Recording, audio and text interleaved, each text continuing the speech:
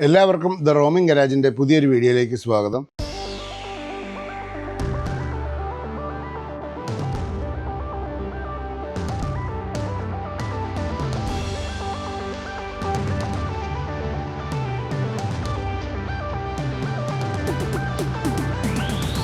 ഇന്ന് നമ്മൾ ഒക്കെ വിട്ടിട്ട് നമ്മളിന്ന് വാഗണറയിലാണ്. നമ്മൾ വാഗണറിൻ്റെ കീയുടെ അൺലോക്കിംഗ് പാറ്റേൺ എങ്ങനെ മാറ്റാം എന്നുള്ളതാണ് ഇന്നത്തെ വീഡിയോയിൽ നോക്കുന്നത്.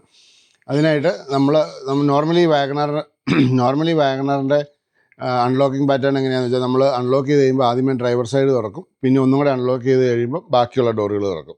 അതിന് പകരമായിട്ട് നമുക്ക് ഒറ്റ ക്ലിക്കിൽ തന്നെ 4 ഡോറും അൺലോക്ക് ആകുന്നത് എങ്ങനെയാണെന്നുള്ളത് നമുക്ക് നോക്കാം. അതിൻ്റെ കാഴ്ചകളിലേക്ക് നിങ്ങളെ സ്വാഗതം ചെയ്യുന്നു. നമുക്കിതെങ്ങനെ സെറ്റ് ചെയ്യാമെന്നുള്ളത് നോക്കാം. ആദ്യം ഇഗ്നിഷൻ ഓൺ ആക്കുക.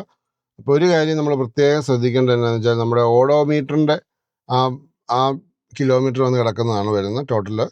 എന്നിട്ട് ഈ തല ഞെക്കി പിടിക്കുക, ഈ ടോഗിൾ കീയിൽ. അപ്പോൾ അവിടെ ഡോറെന്ന് പറഞ്ഞ് തെളിഞ്ഞു വന്നു. ഡോറെന്ന് പറഞ്ഞ് വന്നു കഴിയുമ്പോൾ ഒന്നും കൂടെ അതുപോലെ തന്നെ ഞെക്കി പിടിക്കുക. അപ്പം D1 എന്ന് പറഞ്ഞ് വന്നതുണ്ടോ. ഇനിയിപ്പോൾ D1 ഒന്നും കൂടെ ഞെക്കി പിടിക്കുക. അപ്പോൾ അവിടെ SL1 എന്ന് പറഞ്ഞ് കിടക്കും. SL1 SL2 ആണ് ആദ്യത്തെ അൺലോക്കിങ്ങിൽ ഡ്രൈവർ ഡോർ മാത്രം ഓപ്പൺ ചെയ്യുക. പിന്നെ ബാക്കി ഒന്നും കൂടെ ഞെക്കി കഴിയുമ്പോൾ ബാക്കിയുള്ള ഡോറ്. അപ്പോൾ അതിന് പകരം നമ്മൾ അത് SL1 സെലക്ട് ചെയ്യുന്നത്. അതും SL1 എത്തിച്ചിട്ട് ഒന്നും കൂടെ ഞെക്കി പിടിച്ചാൽ മതി.